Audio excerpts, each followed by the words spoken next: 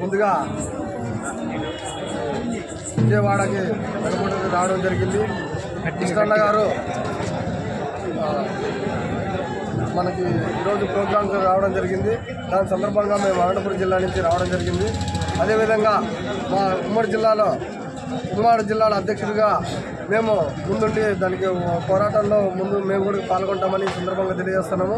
అదేవిధంగా మా constituency సింగళమల constituency, అదేవిధంగా అనంతపురం జిల్లా మేము మా సొంతంగా మా ఊరి నుంచి కూడా 200 తప్పట్లు తీసుకొని మేము హైదరాబాద్కి చేరుకుంటామని ఈ సందర్భంగా తెలియజేస్తున్నాను.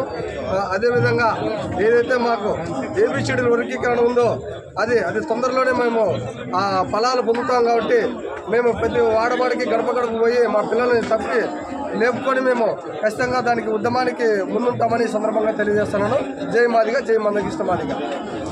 ఏదైతే ఫిబ్రవరి 7 హైదరాబాద్లో 1000 గొంతులు లక్ష డప్పులు అనే కార్యక్రమం ఉందో దానికి అనంతపురం జిల్లా నుంచి కూడా ప్రతి మాదిగ బిడ్డని తట్టి లేపి డప్పుతో సంకలం వేసుకొని హైదరాబాద్ని ముట్టడిస్తామని, వర్గీకరణ చేయకుంటే రేవంత్ రెడ్డిపై సావు డప్పు కొడతామని కూడా ఈ సందర్భంగా నాయకులు మనకి తెలిపారు.